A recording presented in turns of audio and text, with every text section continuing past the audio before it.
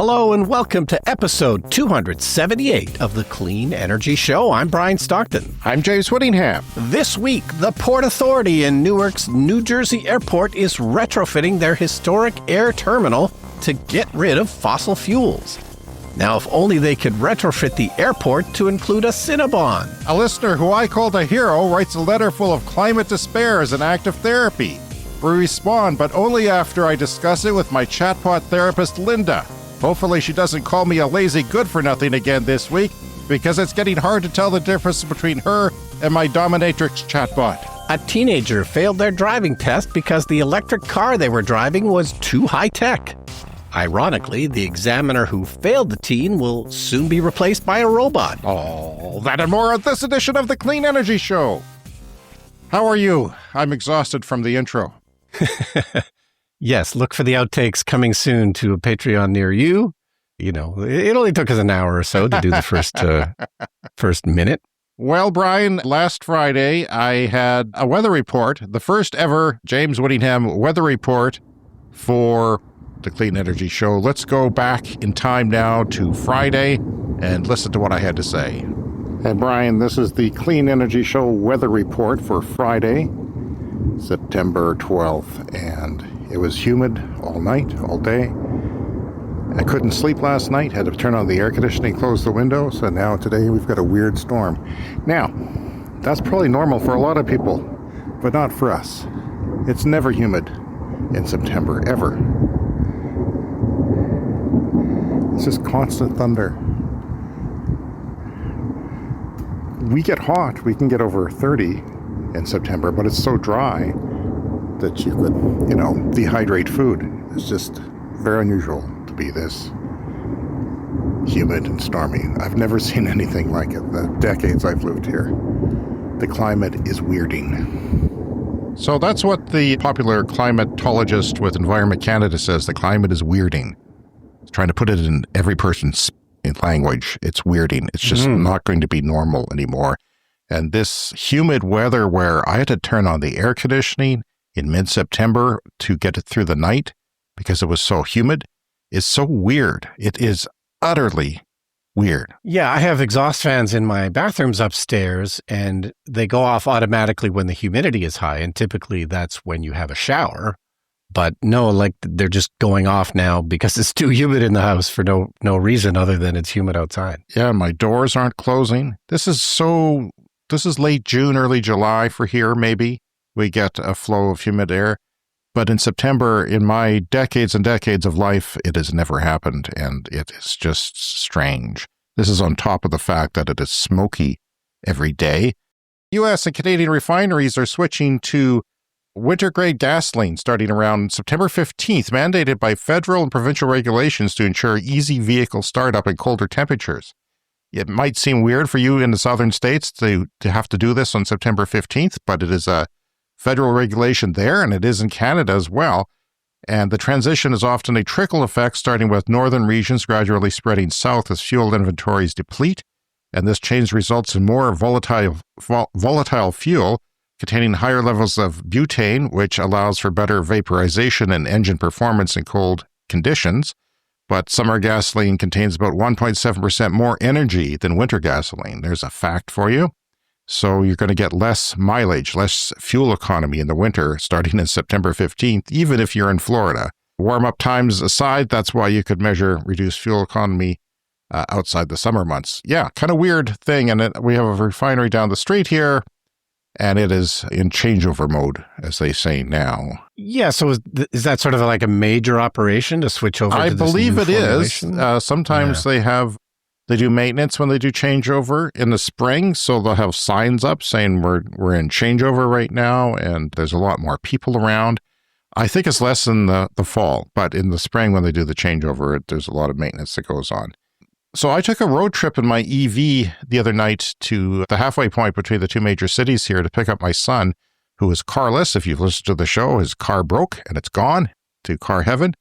And his crappy little car that I've been talking about forever, a 2000 rusty 2002 Honda Civic. You know what those sell for? $7,000. $7,000. Wow. That's what they're selling for. on all. That's what they're listed at. So he should have fixed it. I didn't know cars had gone that crazy. The used car market was still insane for that low of a car. And yeah, the Hondas and Toyotas are keeping more mileage than ever. So what I did, I went down and picked up, he took this bus, which they have a new bus, and it's pretty great. There was nobody on it. There was only a third full and was comfortable. And it was cheaper than gas. It's going to be cheaper than gas to get here. But I said I wanted an adventure, so I went out there and I checked out the Chargers in Davidson, and they're both working now. So no one had a report on that. I did my civic duty and did a plug share report to tell everybody that they're working fine because they're busy Chargers. And so I spent Sunday getting our old gas SUV ready for him because he has to take it now. He wanted to take it, and we're not camping anymore because of my health conditions for a while. So I said, you take our 2003 Acura SUV, which is, I'm always amazed when I fire it up, Brian, because it's a luxury vehicle and it sounds nice. It runs nice. It's still together. It burns a hell of a lot of oil when you're towing our tent trailer. Yeah. I bring a whole giant everything that the engine holds extra to put back in it again when we're towing, but it's gotten that way. But it's fine, and he's going to use it, and it uses premium gas, so this is going to be a painful thing, and he's actually talking electric cars now for the first time, and, you know, he can see himself getting a job after he graduates in the spring. And yeah, I think he wants an electric car, but it's just a matter of where a young person like that would live. Can they charge? And yeah, so it was weird, and I spilled gas on me. We had to put gas in the jerry can. I dug up the jerry can because I don't even use it for my lawnmower anymore. I hate going to gas stations. I mean, it's been a couple of years since I've had to do it. And by the way, a jerry can, I think that's a Canadian term. Oh, is that's it? Basically just a gas can. Yeah, well, I've called it more gas cans than jerry cans in my life, but for some reason I'm calling it a jerry can now. It was just a weird experience to get the oil change because I hate oil changes, going to oil change places. Oh, it's all awful. It's terrible. But I was actually left there happy this time because I bought this pump inflator, which I have mentioned on the show before. It's a battery-operated thing from Temu. Yeah. And it will stop when it reaches a certain preset, pressure. Yeah. So you just leave it run and it stops. Well, I did it on one tire, and I checked it with one of the little manual tire pressure gauges that you check your tires with. Yeah. And it was fine. It was good. It was right on. So I did all the tires, and it turns out they were at 40 pounds instead of 32, and I didn't know that. And they just told us, all the tires are at 40, and didn't want to do anything. I said, could you please lower it to 32, because that is the rated pressure for them. So fortunately, they did that. They added antifreeze, which my son is absolutely terrified of burning antifreeze in the engine because of what happened to his car and his breakdown on the bridge in Vancouver. Yeah. He says, my next car is not going to have a temperature gauge because it'll just stress me out to look at it. So that was cool. And I was on the way home, we were driving in the edge of the city to test out the car. And I saw a mobile air quality monitoring station pictured here in our script. Guess where I saw it? The absolute furthest away from the refinery they could possibly park it and be within city limits. If you drew on a map the place where that would be, that's where they parked it. Because it will do more than our station will. It will do, different chemicals and things, but they're not interested in scaring people of what the fossil fuel industry is putting into the air. And Brian, our air quality monitor, I'm certain now that it is detecting emissions from the steel refinery, because I noticed a spike in parts per million one. It does parts per million 1, 2.5, and 10. And you can break it down to each of those. Yeah. And the parts per million 1 is spiking. And that normal pollution is around 2.5 or higher, car pollution and smog and stuff like that. But I looked it up, and sure enough, the biggest emissions is around 1 part per million from a electric arc steel mill, which ours is. It doesn't use coal to make fire. It uses electricity. And when I get that wind, I can smell it now. And then I look and I check the monitor, and sure enough, it's spiking during that time that the wind is coming. I also use a different wind gauge from somebody who's about 1 kilometer or 2 away from me, and he has it online live, and I can see, and it's very reliable. You're becoming like an air quality sommelier. You can taste and smell the fine textures. I can. I just have to get down the volatile organic compounds that are coming out of the refinery because they have neurotoxins and carcinogens in them. And I have to get those finely tuned because there is different scents from the refinery. Yeah. And I'm still working on it, but I'm in training. And that's all very depressing. So I exported the data from our air quality monitor, which we've had since June. And I looked at the whole month. Every day has it broken down of the air quality, and it was very bad. 40 of the last 90 days were good quality air, but that means a majority of them were bad. Sometimes it was just at night, but a majority of those had bad air. And 4 good air quality days in our city we're in southern Canada on the plains in the western Canada. If you look at a map, we're somewhere a little bit left of center towards the United States border. So we're getting a lot of smoke from forest fires still, and we have only had 4 days since August 26. And that's via the data from the actual government monitor that had historical data. Since July 1st, let's call that my official start of summer, July 1st, because that's when it's warm here. It takes a while here to really reach summer. Only 38% of the days have had good air quality, according to the United States Air Quality Index. Only 38% of them have been rated as good. And so I was right when I speculated that 2/3 of our days this summer were smoking. I wasn't far off. Yeah. That is really...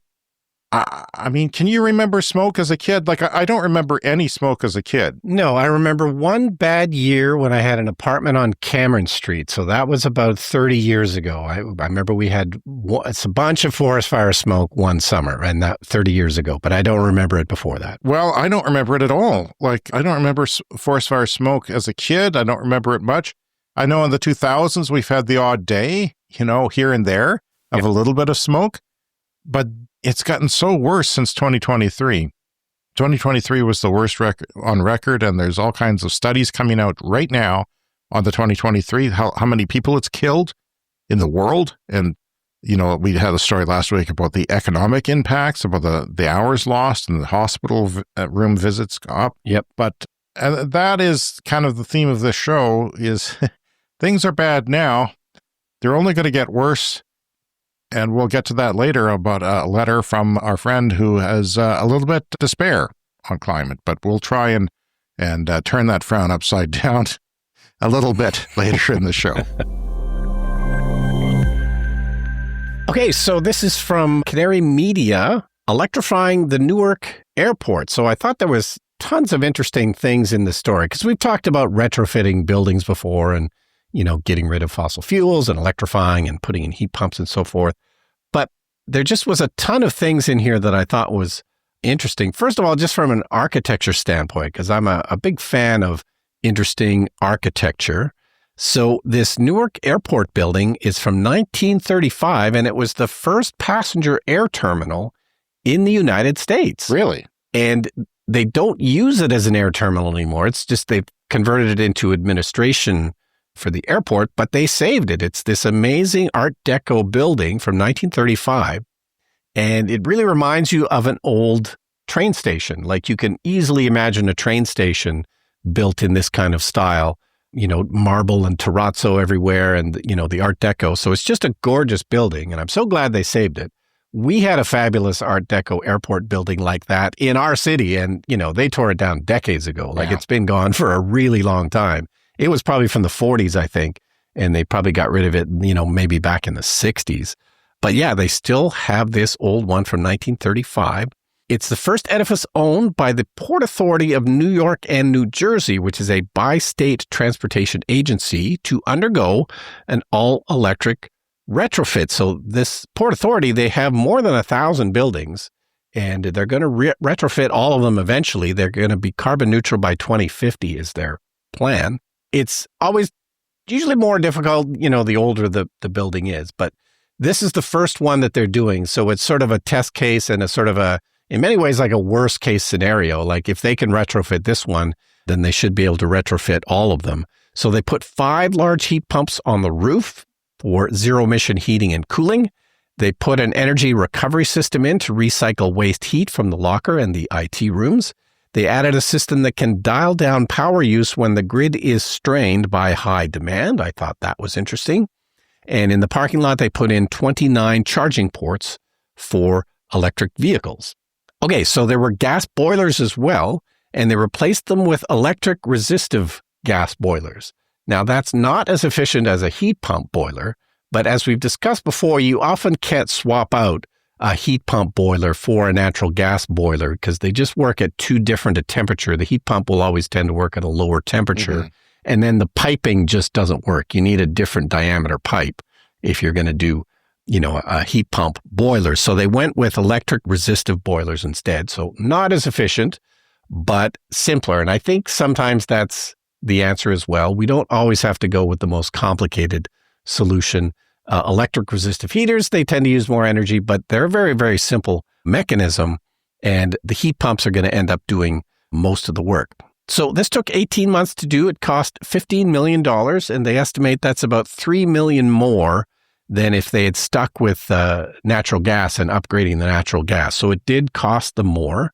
They don't think they're going to save any money on their utility bill, because of things like the resistive heaters. Like they think their utility bill is going to be about the same, even though they have reduced their overall energy use and they, upgraded the insulation and things like that to just make it more efficient. But the article also mentioned that there's a rehabilitation tax credit in the United States that has not been removed. And we know a lot of these clean energy, retrofit tax credit type things have been removed, but there's one that has not, and it's called the rehabilitation credit, and it has to do with specifically heritage buildings. Oh, okay. Like this is a listed heritage property, and there's, of course, thousands and thousands and thousands of those buildings in the U.S., and apparently they can still access this rehabilitation tax credit and get some funding to help with this kind of thing. So I thought that was interesting. Now, they actually said they didn't use this credit because they thought it would take too much time or something, and they could afford it. But nevertheless, that was interesting. And then the sort of final point,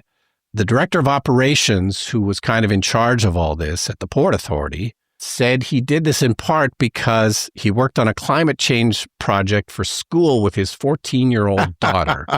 And that really opened his eyes to what we have to do. And unfortunately, we don't all have a 14-year-old daughter that is going to sort of force us to think about these issues. And unfortunately, and you can sort of understand it, people have busy lives. They have lots of things to do.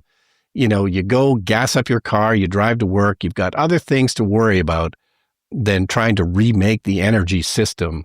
But this particular guy, who happened to be very much a person in charge, who could make decisions, who could make things happen in the correct direction, was definitely helped by this knowledge that he got from working with his daughter. Well, shout out to teachers. And of course, right-wing people in the United States are going to have to believe that this teacher's woke and they're giving the woke mind virus to my kid, who's now worried about climate change, which of course is not real.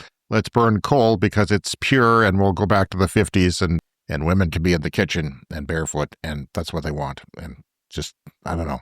I read the comic strips, and one of the ones I read every day is called Classic Nancy. Like these are comic strips from the 1940s and 50s by Ernie Bushmiller. It's one of the great comic strips of all time. And the one today was Sluggo, the sort of one of the kids in the strip. He said, "Oh, I threw a lump of coal and broke a window." And just that in itself, I thought was hilarious. Like lumps of coal were just sitting around in the 1950s. And you threw my windows kids to play with. Sure. Yeah. And then the joke was he broke a bunch of expensive vases that were through the window that he broke. But anyway, you always come up with these little weird things from reading a comic strip from 1950 about how things used to be. All right, Brian, let's dip into the mailbag a little bit early this week. We've got a massive letter from Glenn Wright, our environmental lawyer, activist, farmer, and engineer, and listens to the show, supports the show, helped us with our Clean Energy Show Air project. Glenn wrote us a letter that's too long for the show, so I put it on Patreon. We already have some comments up there. So if you want to look at it, it's there on Patreon. I kept it from being fully public, though, in case Glenn doesn't want it fully public. So it's there. If you're a free member or higher, you can still have it for free. You just have to be a member of Patreon. So here we go. Please excuse this long email, but I am writing it as a form of therapy for myself and seek your help and guidance. Oh, you've come to the wrong place, Glenn. I don't know, Brian, are you up to this? No. You filling up? No? Okay. I hear you comment about forest fires at length in recent podcast episodes, and I share your concern about the smoke, but I often think that we humans are not being honest about the dire situation we face. And Glenn, I agree with you. If I can interject here, we focus on the tech progress on this show a lot, and we have happy stories, but it is largely, that sort of thing. We don't focus on feedback loops a lot, although I will say we are getting smarter and expanding more into climate talk as we go along with this podcast, and that's what our listeners want from us, I think. But yeah, that's the type of stuff that keeps sensible people up at night, and we're not necessarily touching on it. We all have bad days, Brian. I do all the time with the climate, especially recently. It's certainly dire sometimes, and with the smoke and with the politics, it is often easy to get discouraged. And, for bad weeks and bad days, I can relate. But why don't you continue the letter? Yeah, and I'll just add that the climate has already changed, and so, that's why I don't like to dwell on it. I mean, it's depressing, but the climate has already changed, and of course, it's just going to get worse. So even though we are doing things to mitigate this, switching to electric cars and so forth, that we should have done all that 30, 40, 50 years ago. It's kind of too late, but of course we do have to continue and do our best to continue to switch it over. All right, the letter continues. I worry that the forest is shifting from a carbon sink to a carbon source, thus becoming one of the dangerous positive feedbacks that will make climate change intensify in a non-linear way, accelerating beyond our ability to adapt. It also angers me that the provincial government seeks to assert its right to various resources like oil, coal, potash, uranium, and so on, but absolves its responsibility to manage our provincial forests. The Wildfire Act of Saskatchewan has a section, S4, that reads, nothing in this act imposes an obligation on A, the minister to carry out wildfire management on the land or the Crown to pay compensation and so forth. Glenn continues, so I fear our provincial government wishes to promote business as usual, expanding oil and gas and coal reliance, while ignoring that our air quality will grow worse due to emissions from dirty energy and exacerbated forest fire smoke. The right-wing ideologists say that our emissions are so small, it is not to matter, and there is no glass bubble isolating Saskatchewan from the rest of the world. But this is the problem, a tragedy of the commons, as no one is going to lead, and everyone wants to sell the last drop of oil, gas, and coal. Certainly true. And Glenn goes on to make the following points, which I'll summarize here. Forests won't recover on their own. I think sometimes they do and sometimes they don't, depending on how it burns, depending on how it's managed. Photosynthesis-based removal via forests is the best negative emissions strategy, and Canada must enhance forests to meet international climate obligations. So, yeah, I agree with that. We're only starting to now realize that we have to try and do something with these forest fires. Yeah, but I think it is becoming true that Canada's forests, we can plant more trees, but if they're just going to burn, it's not going to be the best strategy. Something like a tropical rainforest, I think, tends to be a better type of carbon sink. And my son has been telling me about how the climate is expected to change in Canada, and how the boreal forest will be able to grow more north than where it is now. But will it? I mean, that doesn't happen overnight. You need soil and the spreading of the forest. And that means that the current boreal forest, the southern parts of it, will burn even more frequently and won't be forests anymore. But that transition is not going to happen easily. Glenn goes on, policy and governance, all energy has impacts. Infinite economic growth is unsustainable. On a finite planet, humanity must shift from extraction towards stewardship and a steady state economy. I agree, but we all see the future as being a green future, but that's going to require manufacturing a lot of things.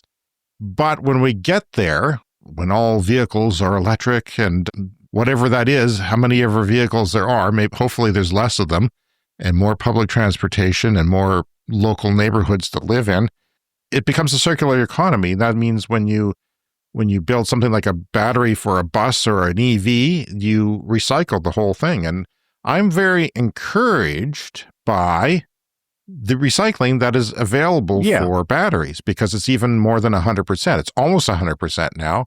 And they're just starting this game. They're just, it's just getting going. Yeah. And of course, anti-environmentalists will often point out, well, building an electric car has a carbon footprint, and that is absolutely true. And that is absolutely unfortunate.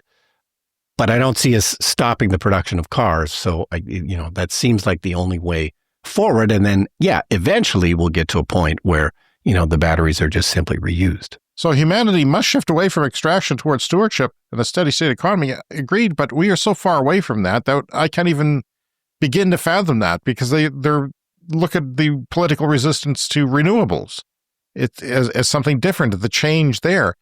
Telling people to stop consuming and not be free is going to be a really difficult task. I don't know what that's going to take. We're going to have hundreds of millions of climate refugees, and I don't think people will still get it. It'll take generations before that happens, I think. We'll see. But there's not even a lot of talk of it yet. Negative emissions and BECCS. Negative emissions are essential for net zero and cleaner air. Bioenergy with carbon capture and storage could deliver negative emissions electricity if done responsibly. Requires sustainable forestry, indigenous consultation, carbon pricing, and ecological safeguards. Poorly managed BECCS could devastate forests in the Lorax scenario. And he goes on to say that, I guess what I really want us to do is think beyond the romantic idea that if we stop burning fossil fuels, that things will magically get better. It's not enough. No, we know that, Glenn. We know that. Yeah. But this is step one. And I'm going by what all the climate experts say and all the people who are really pushing this transition forward on the global level. The Paris Accord, first you get the fossil fuels gone. That's step one. So we have to do that. And Glenn goes on to say, we have to bring the atmospheric CO2 back down to less than 400 parts per million. Yes, our emissions are small on the world stage, but the obligation to manage our forests for our own air quality and for the international obligation to enhance our carbon sink is serious. We are way past the point of letting nature run its course. Do you feel that BECCS, if done with sustainable forestry management as done in the Scandinavian countries, would be a clean air source we should deploy in Saskatchewan? I don't know, Glenn. I know that everybody we have listening to the show has their own pet project, pet type of solution. Yeah. Nuclear, hydrogen. Those people get pissed off when I downplay the economics of that, the reality of that. To them, I say, show me the hydrogen, show me the nuclear that's getting built. It's dwarfed by renewables at that stage. Now, I firmly believe that if we didn't have those renewables, we would be going so hard in nuclear that the whole world would come together and there'd be great efficiencies in that. And it would be the great source of the future, but I don't see it right now. And I'm guided by people who are smarter than me in that area. And he says, I know James called me a hero, which is flattering, but I feel that I am a deep thinker that is misunderstood and ignored. But I believe those with the privilege to know have a duty to act. So I am compelled to try and accelerate the transition to sustainability, but I acknowledge my own behavior is not what it needs to be. Sincerely yours, seeking help to reconcile our relationship with nature, Glenn. Now, Glenn, I'll keep an open mind about carbon capture, BECCS, and we'll talk about it on the show. We're not necessarily going to focus on that because there's not a lot of stories on that all the time, so it may not come up more than once or twice a year, but we will, and it helps when we hear from our listeners what they're thinking because that does guide us and it does broaden our thinking on issues, so I appreciate the letter. Yeah, but in Saskatchewan, you're talking about that being a solution. It has to be solar and wind right now and batteries. It has to be because other countries in our situation have done it. And we have to get to that point. We have to get off the ground and decarbonize the coal. We can't say that's not going to work because that's the assumption that it's not going to work. And you're saying, well, I don't feel good about manufacturing solar panels and wind turbines. Well, even those can be recycled. Even those can be part of a circular economy. They're starting to work on that. And I imagine when all the solar and wind from now gets recycled 20, 25 years from now, they'll have something figured out to do that better. And that can become a part of a circular economy. That's my thinking. What do you guys think? Let us know at cleanenergyshow@gmail.com. And yeah, I just think what you're talking about is the last 20% of what climate people always say is we got to decarbonize the grid and electrify transportation. And then we get to the hard stuff by 2050, by 2045. of decarbonizing manufacturing like steel and cement and things like that. That's the last harder piece of the puzzle. And some people think that's only like 5 or 10% of the whole thing.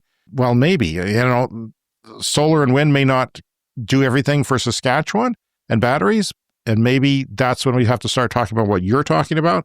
But right now, I feel like we have nothing here. And the Netherlands has, 30% of their grid is renewables that we could have here easily instead of burning coal to 2050. Yeah, we got to do the easy stuff first, and solar, wind, and batteries is easy and doable now. Here's an article from the Conversation to Counter Negative Thoughts About Climate Progress. It's titled, Climate Action Can Feel Slow, but the Fastest Energy Leap in History Has Begun.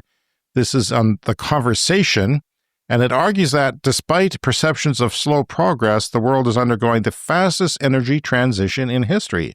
Unlike past shifts from wood to coal or coal to oil, the renewable revolution is moving at record speed. Over the past decade, renewables have become cheap and reliable, with storage and electric vehicles rapidly following.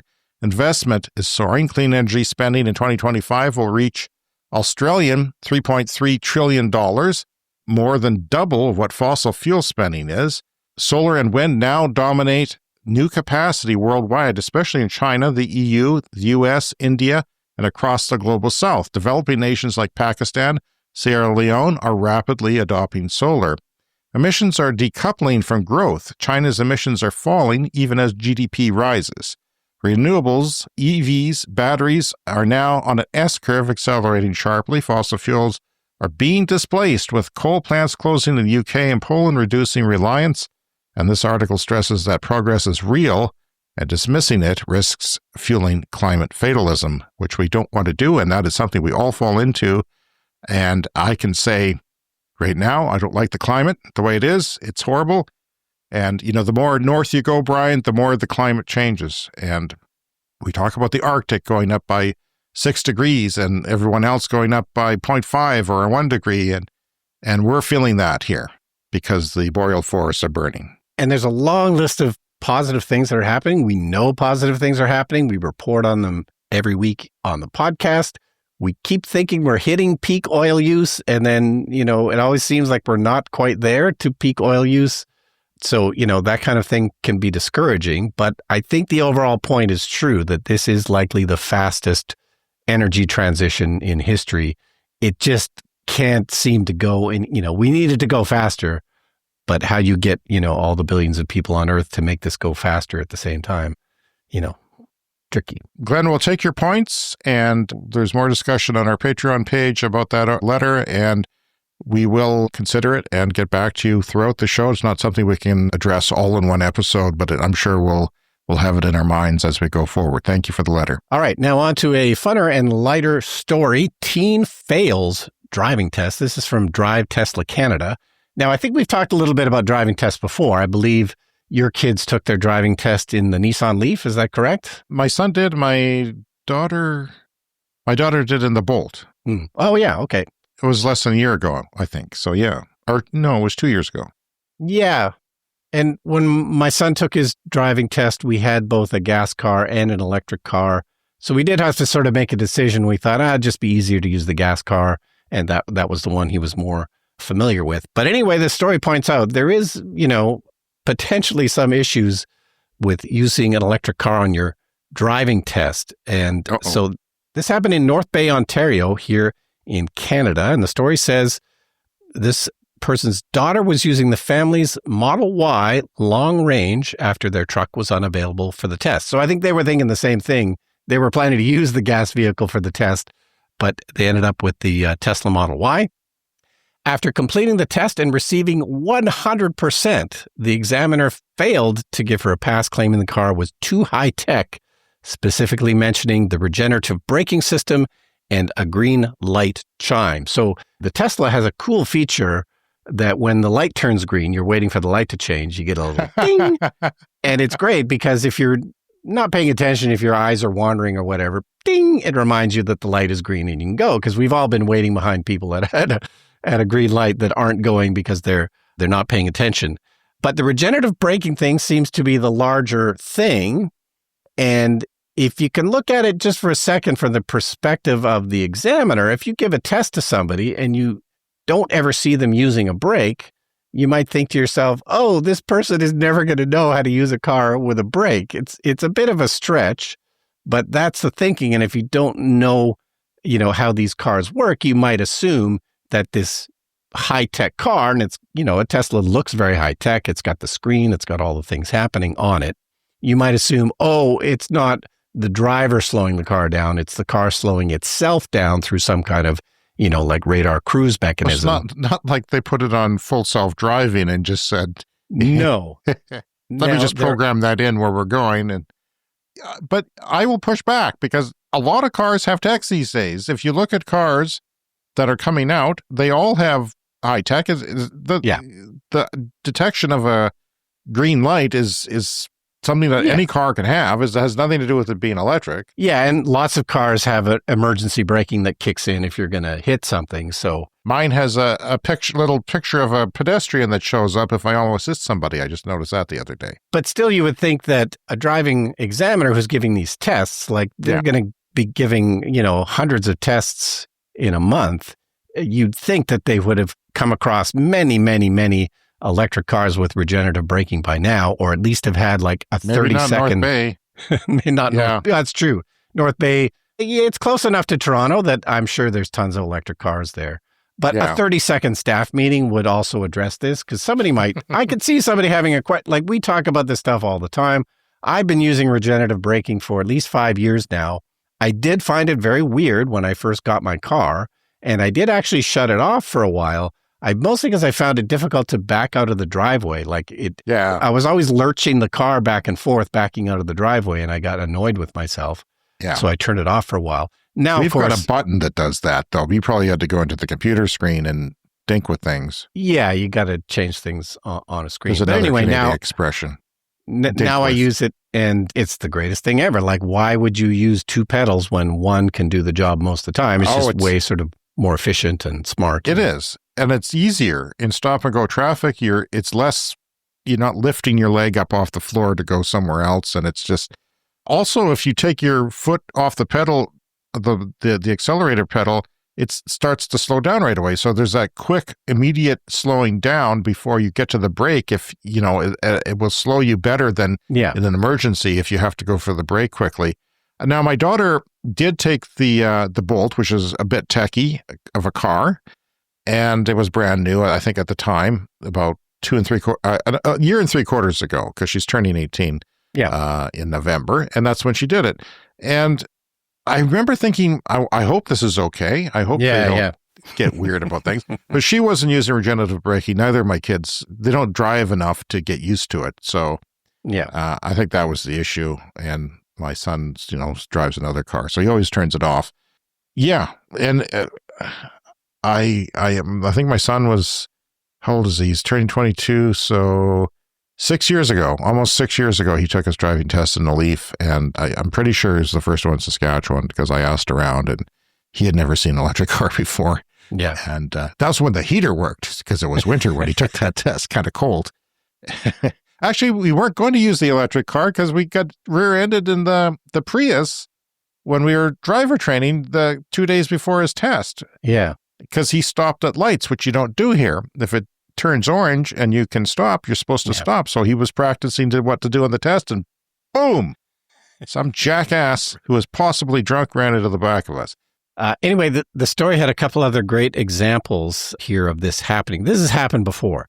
This isn't the first time a Tesla has been the cause of a failed road test. In California in 2021, a 16-year-old failed their test because the examiner felt the car was slowing on its own due to the regenerative braking. After media attention, the California DMV stepped in, clarifying that regenerative braking alone should not be grounds for a failure, and the student's result was then changed to a pass. And then in Arizona last year, another teen's test was initially failed under suspicion that Tesla's full self-driving software had been used, even though the car didn't have that installed, which is, it's a software thing you have to pay for, and not every car has it. And officials later revised their reasoning to regenerative braking before pledging to review testing the standards for EVs. So yes, the instructors are seeing the students not using the brake and assuming that the car is stopping on their behalf. All right, let's dip into the mailbag again quickly. Hi, James and Brian. Linda and I wanted to be sure that you saw this Clean Technica article on Norway. The story ties together nicely with James's recent BC trip. Reports regarding how far ahead BC, that's a province in the west coast of Canada, where I went on vacation this summer, is with their EV and clean energy programs. Visit other provinces like the one Brian and I live in, or the United States for that matter. Although there's places in the United States with very good charging. It's actually, places close to us probably have the worst of it, the more barren, but there are lots of good places there. So he also says, we joined Patreon a couple months ago to help support the show. We look forward to the show every week to a new podcast episode. You're doing a great service. We are hopeful here in the United States that the next administration gets us back on track with EV growth and clean energy. And we tell our friends about your podcast as well. Thank you. We appreciate all that, Denny and Linda. And there are about 1,800 to 2,000 gas stations in Norway. The Google AI overview stated most European gas stations have 6 to 12 nozzles, or 6 to 16 nozzles at each gas station, according to this article that is in Clean Technica and used Google AI to estimate that. If each gas station in Norway has about 12 fuel nozzles and there are about 2,000 stations, the total number of fuel nozzles is about 24,000 or so. But here's the rub. There are 27,000 fast charging plugs. They kind of look like gas nozzles, but they distribute electricity. This is the fast charging ones. There's now more fast charging nozzles than gas nozzles in Norway. And there are about 50% of the cars on the road are electrified with a plug. And almost all cars there sold now, you heard me right, almost all of them are electric. And 2025, this is the last year that you'll be able to legally buy a new gas car in Norway. They're not making you get rid of your old gas cars. Those are going to stay on the road. But they've been so far ahead that, yes, the entire fleet now is around 50%, I think, as we read on a story recently. So, yeah, Norway is just farther ahead than everybody else. So they are the ones with more fast chargers than gas nozzles. That just makes sense. So political parties in Canada here are putting around misinformation about our 2035 transition to EV sales, 100% EV sales in Canada. And people think they're scaring people by saying you got to get rid of your gas car in 2035 and send it to the wrecker. But no, you could keep doing them and you can still buy a gas car. It just has to be a plug-in hybrid at 2035. And trust me, people, that's 10 years from now. If you don't want to get an electric car by then, there's something wrong with you. You're 106 years old and you're just not understanding what's going on, because they're way better. And any issue you have with an electric car, they've solved it. They're coming down with them right now in China. They're starting with premium cars, and they'll eventually make it here, and they'll work in cold weather. They'll charge fast. They'll go longer. They'll do whatever the heck you want it to do. There's no excuse not to like an electric car, because they are so much better. And you never have to go to one of those horrible oil change places. And by the way, there's more fast charging nozzles than gas nozzles, but there's also hundreds of thousands of home charging ports like you and I have to charge our EV. Yeah. And on top of that, so it's dwarfs what you can do with a gas car already. And I've predicted that, and this has already happened, that gas stations are 100% electric now. They don't make any money off of the gas if only half the people are buying it. It's a tough business, so it's not worth having those tanks in the ground getting dug up every so often. So forget it. It's done. Yeah. It's always been a low margin business, gasoline. There's always another gas station on the next corner, so they always compete on price. So they tend to make their money on, chips and sodas and whatnot. In the old days, it was service, right? Gas stations also offered mechanic services. And, now they've switched to fast food snacks. We have more listener mail pertinent to our local listeners, which you can find on the extended edition of this episode, which is available on our Patreon page, patreon.com/cleanenergypod. You can contact us by email. You can leave us a SpeakPipe voicemail if you like, speakpipe.com/cleanenergyshow. And of course, on our Patreon page is where everything happens, the conversations, the bonus content, and all that. Join our Patreon today as a paying member and get access to our exclusive Patreon episodes. And coming up next is the lightning round. Thanks to everyone who supports our show.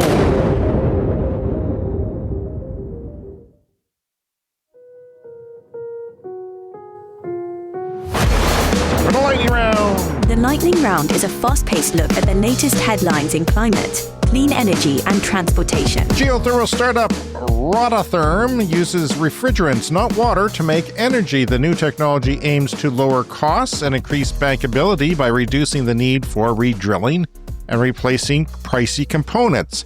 It can also help reduce water use in the arid western U.S. So normal geothermal uses water pipes into the ground and sometimes just pipes into the ground to put it there and into the rocks under the earth and suck it back out again. But this is using refrigerants, which is more efficient, and you don't need water. Sometimes they use a lot of water in geothermal, believe it or not. BYD launches an e-bus platform called 3.0 for electric buses, delivering enhanced safety and comfort with up to 730 kilometers or 456 miles of range. These new buses, BYD makes a lot of buses in China. A lot of the buses in the world are made by them, and they're also in China. Some cities, big cities, just have electric buses in China. Vehicles built on the platform can optionally feature active suspension for a more comfortable ride experience, and they have integrated driver disability assistance. I found this funny, Brian. System Point 2.0 on the new platform. Should the driver experience a sudden health emergency, passengers can activate a button on the dashboard to initiate an automatic safe halt. Now, I can't imagine what that situation is. They're slumped over and dead. Yeah. You're barreling down a highway, but straight and not into the ditch. Yeah. Somebody notices, goes up to the dash and hits the button. Is that how it works? Yeah. It's like Speed 6? Yeah, I guess. I mean, presumably you're going to crash into something before that happens, but, we'll see. Well, maybe they have driver assistance, so it does lane keeping. That's probably a good idea if your drivers are going to die and you need this button. Yeah. There's a new Tesla update coming where it will give you a notice on the screen that says things like, we think you're dead. Well, I mean that, but we detect that you're drowsy. Like it will warn you that it can detect drowsiness and that you should maybe think about pulling over. Well, I had that on our first Prius, and it was a little coffee cup symbol and said, do you think you should pull over? And I took it as insulting because I wasn't tired. It was just the way I was, going out of lanes, back into lanes or something again. And that was a long time ago. This bus also has a high-speed tire blow stability system, which is good, I guess, because buses you lose a tire, you can roll over and people get really hurt. Boasts millisecond level response times, maintaining vehicle stability during blowouts. It speeds up to 100 kilometers an hour, according to the company. Harnessing fusion energy for electricity is possible the next decade, says U.S. Energy Secretary Chris Wright, who told that to Bloomberg. And my response to that is no. No, it is not going to happen in the next decade. I'll eat my house, Brian, if that's true, my entire house. Don't listen to anything this jackwagon has to say or anything in the U.S. government right now. Rooftop solar generation has grown rapidly in Puerto Rico in the last decade. Residential and commercial rooftop solar capacity has quintupled in just the last 4 years, driven by the unreliability of the electric grid there, which of course has a lot to do with hurricanes. It's time for a CES Fast Fact. Renewable diesel plus biodiesel now supply more than 70% of diesel consumed in California. So most of the diesel there ain't diesel. It's a majority of it is biodiesel or renewable diesel. Those are two different things. Look it up yourself. I can't do everything. You would need 4,400 SMRs. Those are small modular nuclear reactors that don't exist yet, really. Well, maybe one or two in the world, to match the likely output of wind and solar by 2050. The way that wind and solar are expanding, what they expect it to be, that's how many nuclear reactors of the small variety you would need. 4,400. And even today, you would need 1,200 of them to match the current wind and solar that is in the world. That's from Michael Liebrecht from BNEF. There's a link there, I hope, for you if you want to look it up. It is only mid-September, Brian. That means the year is not nearly over, but France has already generated more solar power than it did the whole of 2024 already. Another CES Fast Fact. The adoption curve of EVs this century is much steeper than the adoption of personal computers starting in the late 70s. Yeah. We complain about how slow it goes sometimes, and we wish it would go faster, but really, Yeah. it's going pretty good. We know that these things, technology disruptions tend to happen pretty quickly, but let's make it quicker. Xpeng's first European production facility is in Austria, where the first batch of G6 and G9 SUVs have rolled out. I note that because that's one of the major Chinese automakers, and they are actually setting up factories in foreign countries now. Yeah. And since Europe likes EVs, they are setting up shop there. They are moving so quickly, it's crazy. Western wildfires have produced massive plumes of smoke that clouded eastern skies in the United States. But a new study finds that heat from fires is also reshaping weather in ways that are curbing pollution on the East Coast. You heard me right. Wildfires in the West are curbing pollution on the East Coast of the United States. This modeling study reveals that the intense heat rising from wildfires weakens the flow of cool, moist air from the west to the Great Plains. Warmer, drier air on the Great Plains in turn draws in winds from the east. Easterly winds not only suppress the spread of smoke from western fires, they also bring in moisture from the Atlantic Ocean. And that extra moisture fuels rainfall on the East Coast, cleaning particulate pollution from the air. There's another good thing there for you, Glenn. Good things going on in the world somehow. In 1998, China accounted for 1.4% of the global car market production.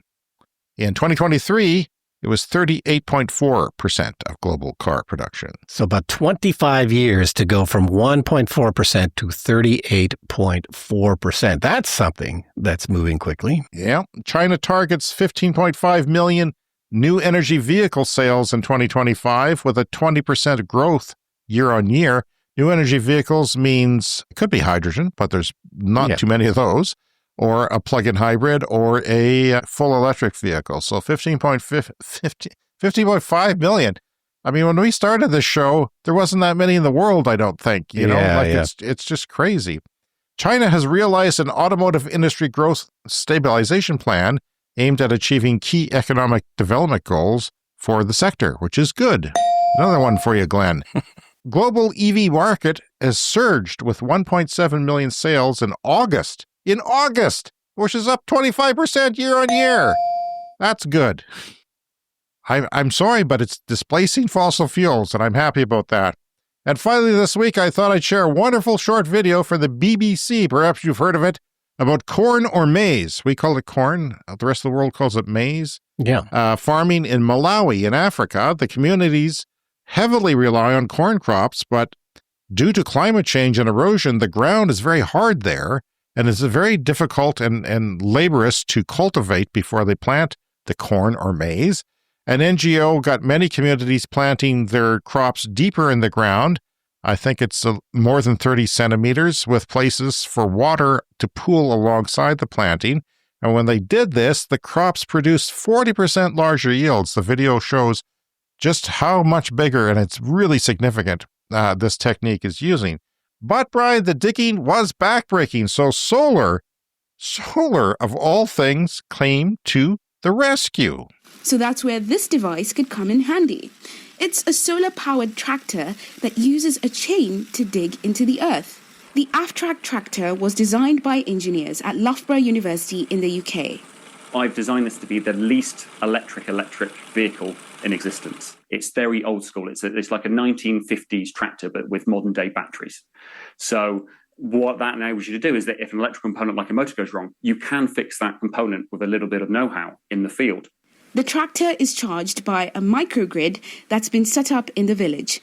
This also provides electricity to nearby homes to run things like lights and televisions. It's the IKEA furniture of microgrids. So everything goes together without any tools. You can follow the YouTube video with the instruction manual. You can arrive in a box to where you want to put it up. And within half an hour to an hour, you can have a structure built with the array and the electronics all inside it and powering your home or powering the tractor. So a crate of stuff shows up. In an hour, it's working. Yeah. And you don't need expertise. Mm-hmm. And it's giving you what diesel would have to do, which was costly and hard to transport to these communities.